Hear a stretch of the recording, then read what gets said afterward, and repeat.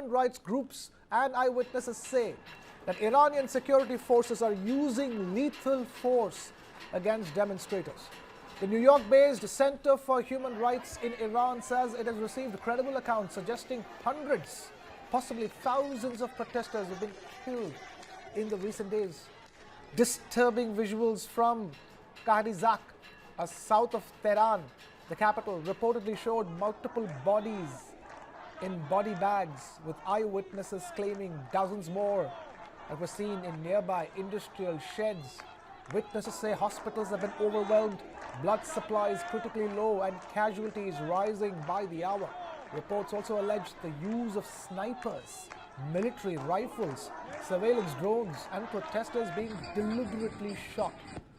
As tensions escalate, the Trump administration in the US is considering military and non-lethal options, including cyber measures to counter Iran's internet shutdown. Trump posted on social media that America stands ready to help. Echoing this, exiled Iranian Crown Prince Reza Pahlavi told protesters that they were not alone and that the world stands with their national revolution. Meanwhile, Iran's President Masoud Pezeshkian has accused the US and Israel of orchestrating the unrest, alleging foreign-backed elements are fueling the violence. While promising to address economic grievances, he warned that violent protests will not be tolerated. The United Nations has now urged Iran to immediately restore internet access and end its violent crackdown. We have Ambassador Ashok Sajjanar, former Indian diplomat, and Itai Melchior, non-resident senior fellow, N7 Initiative, the Atlantic Council, joining us live from Israel. And we have Major General Sudhakar Ji, defense and strategic expert, with us. Thank you, all of you, for taking time out to be with us. Itai Melchior, let me begin by asking you, Masoud Pezeshkian, the president of Iran, says that this entire protest has been orchestrated, and he's taken specific names. It's been orchestrated by the US and Israel.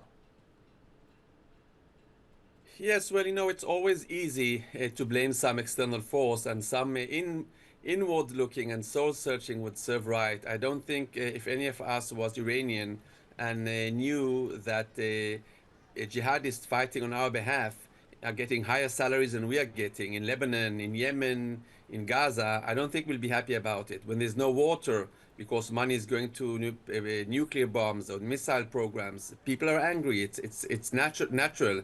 Are there foreign entities who are stoking the flames via the internet?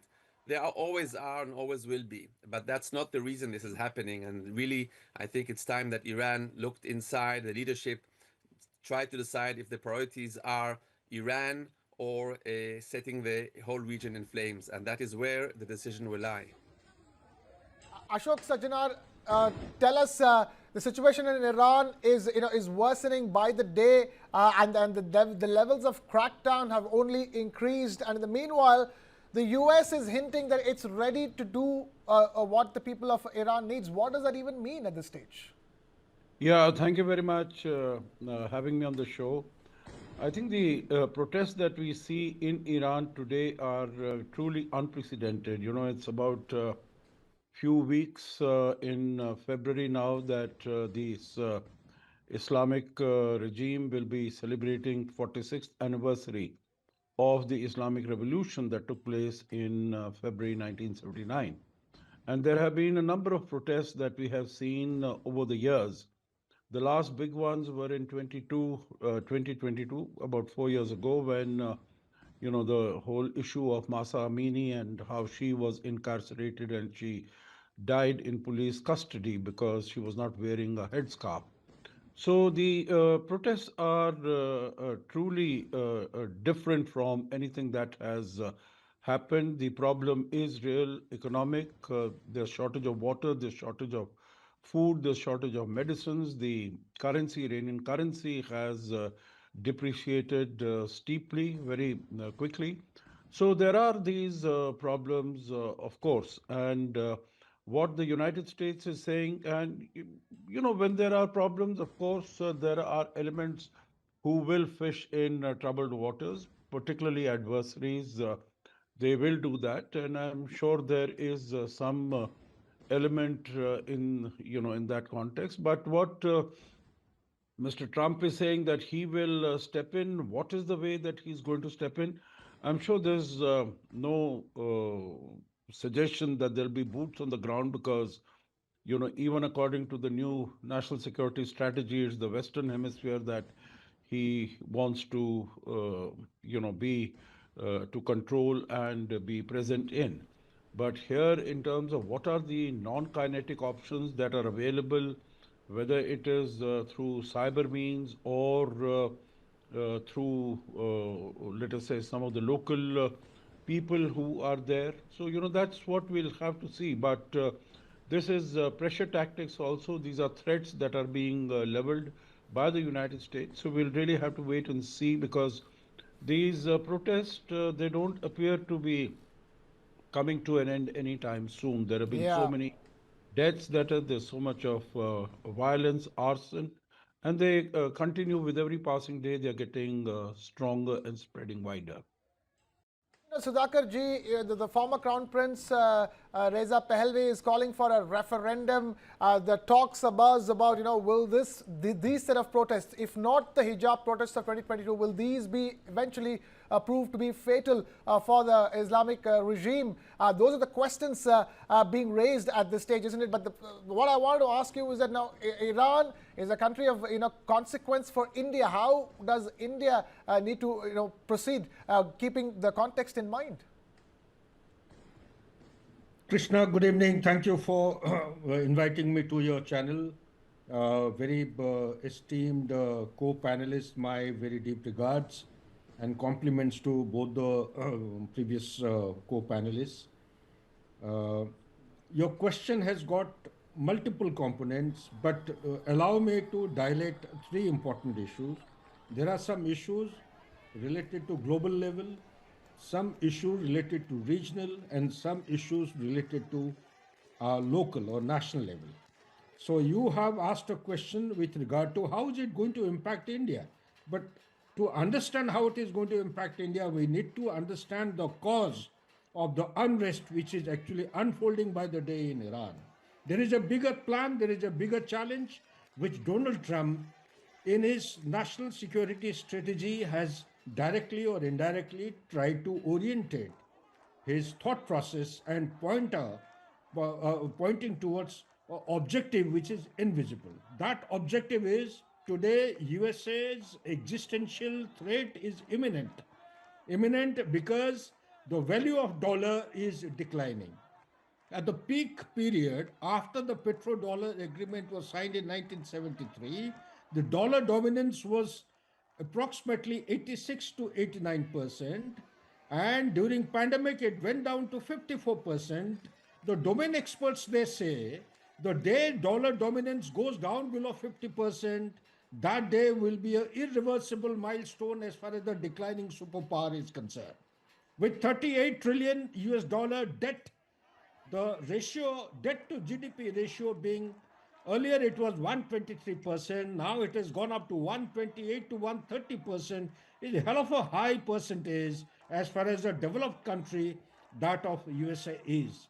So therefore, these are nightmarish experience. The economy is the center of gravity which is being threatened by none other than BRICS countries. First, he has taken Venezuela. Venezuela was turning out to be a backyard epicenter of axis of evil. Call about Russia, call about China, call about Iran, call about Hezbollahs, including Hamas. Also be mindful of the fact that Venezuela, though is got a reserve of 20% or 18 to 20% of oil in the world, they were able to drill just about 1%. Out of 1%, they were exporting 80% of oil through Havana to China. And this 80% was at a discounted price of 50 to 60% of the existing global price. What am I trying to indicate? His aim is to disrupt the supply chain on which the BRICS countries are dependent. Now he's looking at Greenland. Why? Because the Arctic, the ice is melting all right, but he finds Russia and China has started dominating the maritime or the shipping lanes greater than that of 8-member conclave, which actually dominate the regional status as far as the geography is concerned. Last but not the least, the global picture is that as far as the national security strategy is concerned, he has clearly told Europe, you fend for yourself, I care a damn. You increase your defense budget. As far as Soviet or the Russia is concerned, in no uncertain terms, he has given a clear pointer that Russia is a member of the peer group. Indirectly, he has stated that the status of G8 is going to be restored, which had been severed off in 2014, and Russia is going to be taken back to the ecosystem of the geopolitical order of the prevailing world order. As far as China is concerned, he's playing a hard ball with China, creating a G2. A G1 is USA and G2 is China. In no uncertain terms, he has indicated clearly, you do anything you wish to. Take the Taiwan as far as he's concerned, Donald Trump is concerned, the way he wishes, care a damn about the TRA 1979, strategic ambiguity or no ambiguity. He will not raise an eyebrow, he will not raise any questions. But China and Russia dare not interfere anything towards the Western Hemisphere across Atlantic. This be the understanding. Now let's understand what is happening in Iran. Iran, sooner or later, whether we like it or not, there is going to be a regime change. Regime change for good or bad, I can't say. The classic example is Yunus in Bangladesh. He's been planted, and Pahlavi is going to be sent here very soon. Whether there is going to be a referendum or it's going to be a forced insertion, it's a matter of time. After he comes in, will the pre-1979 era kind of a governance bring back some kind of sanity and rationality to Iran? Well, I can't answer.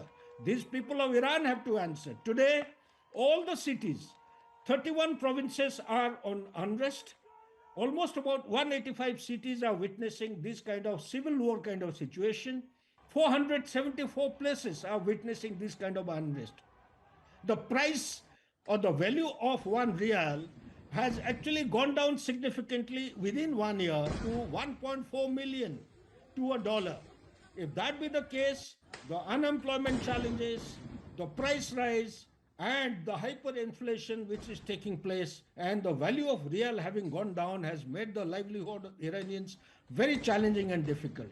It is no doubt that it is being triggered and it is being stage managed by Mossad, as also we have the CIA playing a very vital role. Not now. They have been playing and crafting this particular ecosystem since past couple of years. Within Iran itself, they will make sure that two things don't happen. That the pleasant cleric rule or the supreme leader, he seizes his governance as the supreme leader, a new man is brought into power. Number two, Iran does not go nuclear. That 400 kgs of enriched uranium is also a nuanced kind of a challenge, which USA and Netanyahu together, they have to find a solution. Last is the important question which you have asked. How is it going to impact India? India, it will impact, firstly, the Chabad port is located. We have invested a lot of money. We want to access into Afghanistan as also Central Asian Republic and into Soviet Union or the Russia and thereafter to Europe. This 7,200 kilometers of the access multimodal transportation system will be held to ransom if we do not have stability, political stability in Iran, if it goes onto the platter, onto the lap of Donald Trump. Number two, Iran, right from the historic aboriginal status, India and Iran have been enjoying the best of traditional relations. And I personally feel there is much to gain by having good relations with Iran, because the most challenging threat that India has today, apart from China, is our western neighbor, Pakistan. In order to isolate Pakistan, we need to develop our synergy and cooperation with Iran. And third and most important thing is, although there is an embargo as far as oil is concerned, that nothing is constant in international relations. We need to focus, need to engage with Iran. When time comes, we have to go in for oil, because Venezuela is off, Russian embargo is coming our way. Where do you import oil from? The fossil fuel is going to make it very demanding. Therefore, we need to look for markets from where we can import the oil, regardless of what Donald Trump says. Coming to the national perspective, there is going to be an impact as far as the energy security is concerned and the economy of India, it will definitely have an adverse impact on the growth rate of India's economy. Last quarter, we had 8.2%.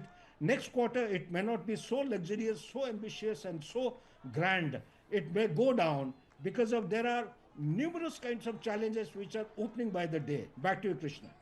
Numerous challenges opening by the day. The situation is escalating by the day. More immediate question is, Itai Melchior, what will Israel do? What will Netanyahu do? Is that question meant for me? To Itai Melchior. Okay. Netanyahu has stated, and that is Israel's intent, to stay out of this. This is not an Israeli matter, it's an internal Iranian matter. More than that, if people think they can play God and change regimes, they are in for surprise, because people have already, one, saying it's going to be successful, two, putting the Shah's son as the new leader. But one, I really doubt that we are going to see this revolution succeed unless we see a big part of the Iranian army or the IRGC join. And secondly, it doesn't mean that this is what the Iranian people want. It's today quite a Muslim country. I'm not sure they will want a secular regime. So this is all in the hands of the Iranian people. So Israel will not intervene and has said so.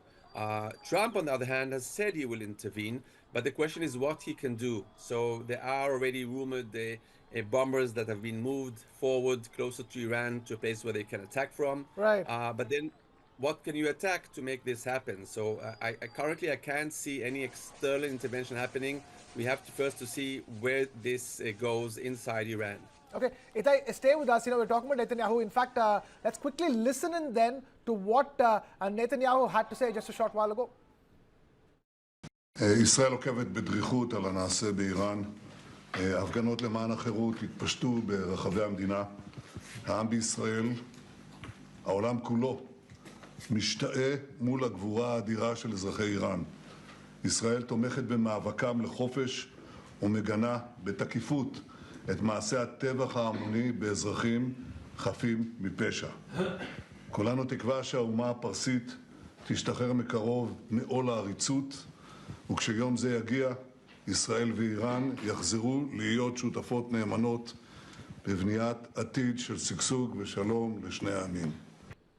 Itai, from that statement, what I read into it is that Israel expects the regime to fall with these protests.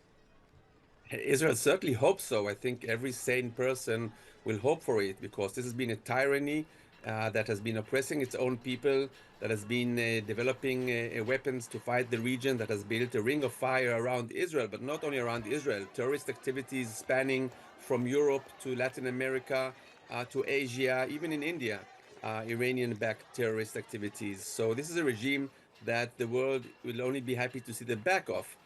But again, as you see, Netanyahu said, we are hoping for it. We applaud the courage of the Iranian people. We wish to see the tyranny. We condemn the tyranny. We're surprised that there hasn't been a bigger outcry in the world to stop what is happening. The numbers that we are hearing here of death is already in the thousands, and the world is not really going crazy about this. And yes, there's some condemnation, but not as we would expect. And that's what Netanyahu is saying. We hope it succeeds. I think everybody should hope it succeeds, but we are not going to intervene, and we will have to see how it plays out, because again, if you look and learn about successful coups around the world, you will see that unless it's a strong military power like we saw in Syria, with real militias, armed militias fighting the Assad regime, or the Taliban in Afghanistan.